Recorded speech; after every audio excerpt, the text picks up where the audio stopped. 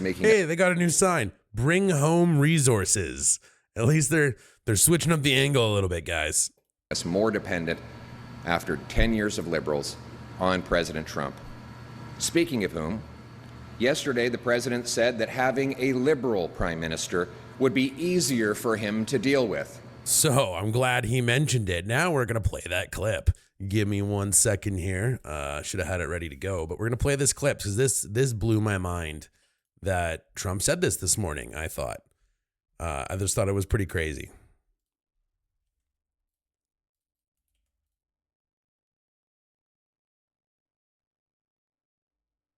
Just so you understand, just so you understand, we subsidize Canada, and I like Canada. I love Canada. I love Wayne now Gretzky. the Liberal guys, I love his wife. The Liberal Party is everything. going to win now in the next election, I don't most care. likely. And they were down and out. Isn't that going to make them more hostile to us and possibly No, I'd rather open the deal door with a Liberal than a for conservative. China closer to Canada, and that would really put us in a bind. The conservative that's running is stupidly no friend of mine. I don't know him, but he said negative things. So when he says negative things, I couldn't care less. I think it's easier to deal, actually, with a Liberal. And maybe they're going to win, but I don't really care. It doesn't matter to me at all. So he doesn't care, guys. There you go. You have it. So I'd play that clip. That's the clip that he is referring to right now. Just as he threatened once again to make us the 51st state. And you know what? On that point, it's true. I'm a strong leader. I'm a tough guy to deal with. I'm firm in my convictions, and I'll always put Canada first. By contrast, in 10 years, the Liberals have blocked resource projects, hiked taxes, and driven $500 billion of investment to the U.S., all while Mark Carney moved his corporate headquarters out of Canada to New York, bringing jobs to the United States of America. Mark Carney will back down, and his Liberal policies will keep Canada weak, just like Trump wants. Giving the Liberals a fourth term will only weaken our country and strengthen Donald Trump. We need a strong, tough leader who will unleash our resources, cut taxes and red tape, build homes, and make our economy less reliant on the Americans to put Canada first. And that is why I'm here today. See, and that's the thing is, this is kind of what I meant. Like, he used to have more of this to him. And then recently he's got, I think the polls just got to them or something. I don't know. It's like their confidence just like went down. And now it seems like they're kind of regaining their footing a little bit here. I'd like to see what else he's going to say in this announcement today. I haven't seen any of this yet. So let's sit tight, guys. Questions are coming soon. About 500 kilometers away from here, 500 kilometers away from Thunder Bay, in Canada's wonderful communities of the North, companies discovered one of the largest untapped areas for rare earth metals in the world. Buried just under their feet was tens of billions of dollars of chromite, cobalt, copper, nickel, gold, and countless other resources that the world is desperate for. It's called the Ring of Fire. They could make Canada very rich. It would be life-changing for Northern Ontario towns, galvanizing thousands of paychecks and modern infrastructure.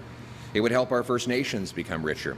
It would boost our economy with billions of dollars, allowing us to become less dependent on the Americans after we start selling those resources overseas. And it would turn dollars for dictators into paychecks for our people. It would allow us to break our dependence on Beijing for batteries, turbines, solar panels. You know what's so funny is I literally was talking to someone this morning about that, Denny, and someone was saying, here, I'll just read it out for everybody else. I wonder if Trump is just saying that to scare people into voting Conservative Party instead. And that's what I mean. Like, what if this is just a form of reverse psychology election interference from America? Which, you know, that's the thing. Everyone complains about election interference, but I feel like they've interfered in our elections a lot. I feel like America is basically got their whole both feet in our elections a lot of the time, especially this one, like just with the tariffs, everything, it being used as an election tool. Him literally saying that Trudeau was going to use it as an election. I know he said Trudeau, but I think he meant the Liberals in general. But I just think it's funny because it's like they're getting so involved in our politics, right? And everyone just doesn't seem to care. That's what blows my mind. For me, I'm starting to get annoyed by it. And I'm like, you know what? Just stop talking. Just stop talking. Even if it's, something that's going to, I don't even know what to make of this. I don't even know if Trump knew he was talking about the right parties. What if he would thought the liberals were the conservatives? You know what I mean? Like I don't even know if he knows. Satellites. So you might be asking, we've known about this place for a long time. Why are there no shovels in the ground? Why are there no paychecks in workers' pockets? Well, the answer is the Liberals did everything they could to block this project. They have a keep it in the ground ideology. They have an anti-resource development policy in C69. They've been sitting on the permits for 5 years. The process was started by former Liberal environment. Nice to see you make it in. Yeah, I started early, and I was talking to Saul. I was like, I feel like we need to start trying to get started earlier lately. And it's been crazy. Like I said, I'm in the middle of buying a house, and I've been sick like 3 times in 6 weeks. So I was looking back at the record. I'm like, I've missed like 8 streaming days this month. So I'm trying to get back on track as best as I can. Minister Jonathan Wilkinson in February of 2020, about the time when Mark Carney became Justin Trudeau's economic advisor. Yeah, no, I could see that for sure, Matt. Yeah, like I think Trump refuses to admit Canada is rejecting Trump. That's the thing is, honestly, for a while, I think a lot of people didn't care. But like, I know people personally who are like in their 80s that liked Trump until recently. And now they just despise him and think he's a moron and he's losing it. So that's what's crazy to me, right? And these are just normal people, right? Who typically aren't that like very right leaning. Like, no, they like Pierre Poilievre, but like they, I think at a point she was going to vote for Mark Carney. It's just like there's a really more diverse political spectrum when you go a little bit more in the past, right? People seem way less tribal. This seems to be more of a modern phenomena. I don't know. It seems like it's like if the other team wins, it's the end of everything. You know what I mean? I sound better? Well, thank you. I feel better. I feel a lot better. I am definitely almost 100%. After he did nothing for 3 years, then Trudeau moved him out and put Stephen Guilbeault in. Guilbeault is a radical environmentalist who's still in cabinet, and he blocked the project. In fact, he came out and said he doesn't want us building any more roads in Canada because he doesn't like cars. So finally, 2 years after... See, for him to use that quote again, like that was a pretty old quote. Like, I don't know if you guys remember that when Stephen Guilbeault said that, we don't need to build more roads. Then was forced to walk it back very quickly on multiple occasions. After that, the Liberals completed their work by creating yet another 2.5-year process that would only lead to another report that won't even decide whether or not the project can go ahead. That report will cost Canadian taxpayers and industry and will get nothing done. This in spite of the fact that the Ontario government is doing exactly the same report. So we have more bureaucrats busy doing paperwork instead of miners digging for minerals. So, after a decade of Liberal keep-it-in-the-ground ideology, the Ring of Fire is on the brink of collapse, not to mention that Bill C-69, the Liberal no new pipelines and resource law, is still in place, making it impossible to get anything approved. A decade has gone by where Canada has had the worst economic growth of all our competitors. That's why I'm announcing today that my government will set a deadline of 6 months to green light permits for the Ring of Fire. We will unleash the production of chromite, cobalt, copper, nickel, platinum, and others. We will also commit $1 billion over 3 years to help the Ontario government build the highway to get there. I hope that highway will be built with your asphalt, with your concrete, and with your hard work. The supplies that you make here that are so often made in Sudbury will be absolutely necessary to build the infrastructure to get the minerals to market from the Great Ring of Fire. We will let companies investing in the Ring of Fire share some of their federal corporate tax with local First Nations to help lift them out of poverty. And many of those local First Nations are strong supporters of this project. I think of Chief Cornelius, of Webequie, of Chief Bruce from Martin Falls. They have actually met with me and asked for this project to go ahead as soon as possible because they know it will make them richer and better off for the future. And because NATO has identified many of these critical minerals as necessary for our common security, we can count some of the expenditure on the road towards our NATO 2% target for defense. We'll make this money available by cutting foreign aid, bureaucracy, consultants, and other liberal waste to free up money for productive investments. We'll unleash the production of our resources for our benefit. Only a Canada First Conservative government will rapidly approve projects like these. We will repeal Liberal Law C-69 and instead grant rapid permission to our companies to build more pipelines, more natural gas exports, more data centers, more mines, and more projects of all kind across this country. We will stand up for this economy and our people. We will also repeal the entire carbon tax law on consumers, on industry, for everyone, for good. That will protect paychecks and bring production home. We'll also make sure that, speaking of home, that home will be safe again. We'll carry out the biggest crackdown on crime, illegal border trafficking, and drugs, so that you're safe again. I know that people in Sudbury no longer feel safe. When I crack down on crime by locking up criminals with jail and not bail, we will re-secure our communities so our children can play safely in the streets. Most importantly, we will become a strong, self-reliant, sovereign nation. Okay, back to what I was saying before. Matt in the chat here, thank you for elaborating. Population growth reduces the PPP GDP growth because it is distributed between more people. Canada is one of the fastest growing populations in the G20.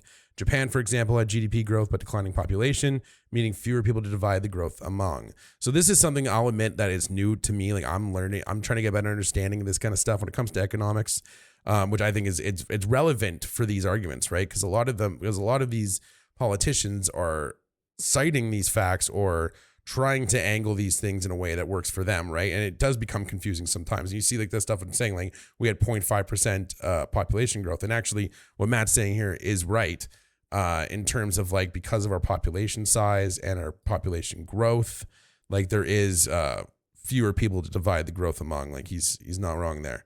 So in terms of like having only 0.5% growth over that period of time, that's kind of where I'm still trying to understand how we get from A to B there. But as I figure it out, I'll let you guys know. Stand up to the Americans and stand up for ourselves. We will reward work, unleash entrepreneurs, harvest our resources, make our own goods, trade with each other, build homes for our youth, rebuild our borders and military, honor our history, and raise our flag. And most of all, we will restore Canada's promise. A country where anyone from anywhere can do anything, where hard work gets you a great life in a beautiful home, on a safe street, protected by brave troops under our proud flag. Canada first. Let's bring it home. Thank you. All right, here's the questions. Thanks, everyone. Thanks, guys. Thanks, guys. Thank you. We will now take questions on the floor. Maintenant passer aux questions. Hi, Pierre. I'm Lindsay Alick from CTV News here in Sudbury. Hi, Lindsay. Would you support processing of these critical minerals right here in Sudbury? Absolutely. We should process the minerals right here in Sudbury and in countless other communities across Canada, but most importantly, Sudbury. Sudbury is the hub. It's the hub for the supplies that go into our mines, but it's also the hub where the minerals should go to be refined, upgraded, and then shipped to market all around the world. This is a place where we have the expertise, the workers, the financing, the population, the geography. Okay, so I get this now. Okay, so we're growing just because the population growth is so large, there's less growth. Okay, now I understand a bit more here. So because those numbers are representation of per person.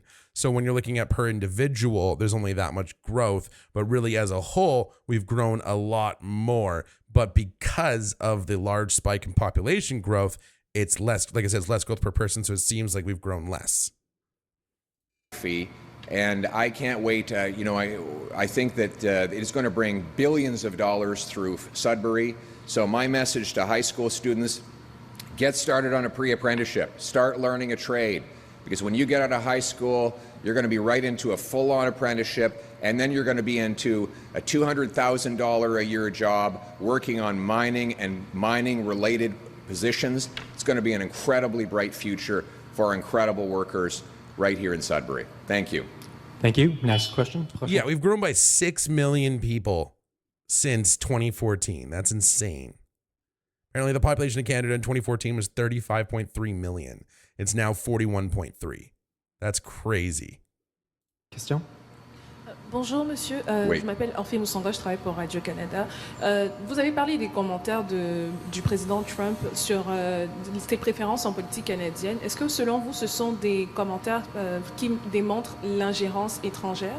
En anglais et en français, s'il vous plaît. C'est clair que M. Trump veut que les libéraux gagnent, parce que les libéraux ont affaibli le Canada pendant 10 ans, lorsque Mark Carney était le conseiller économique à Justin Trudeau, et lorsque M. Carney So we grew almost like 20% in 10 years. That's crazy. a déménagé son siège social à New York à peine 6 jours après que M. Trump a menacé les tarifs sur le Canada. M. Trump sait qu'il va pouvoir dominer Mark Carney et les libéraux et affaiblir le Canada. C'est ça ce qu'il veut. Il veut un Canada fragile, un pays souverain. Here that President Trump, Canada, M. Trump veut, mais c'est bon pour notre pays. C'est ça, mettre le Canada d'abord. In English, please. It's clear that President Trump wants the Liberals in power because they will keep this country weak. After 10 years in power, the Liberals have given us the weakest economy in the G7. They've doubled our housing costs, driven $500 billion to the south, all while Mark Carney was economic advisor to Trudeau, and while Mr. Carney moved his corporate headquarters to New York. Do you know that he moved his headquarters to Trump's hometown 6 days after Trump first threatened to tariff Canada? While these people here were worried about losing their jobs, Mark Carney was busy moving jobs to Trump's hometown. That's exactly the kind of weak, compromised, conflicted leadership that Donald Trump wants, and it's why he endorsed Mark Carney yesterday. What Canadians need, though, is a leader who's tough and firm and stands by his convictions. A leader who will make Canada strong. Yeah, thanks to everyone who liked the stream, by the way. Better economy doesn't always mean better quality of life. Depends on who the economy is working for, probably people, government, or corporations. Well, I think it makes sense because like we know like the liberal argument for a while has been, yeah, we are one of the fastest growing economies in the G7 or G20, whatever you want to call it.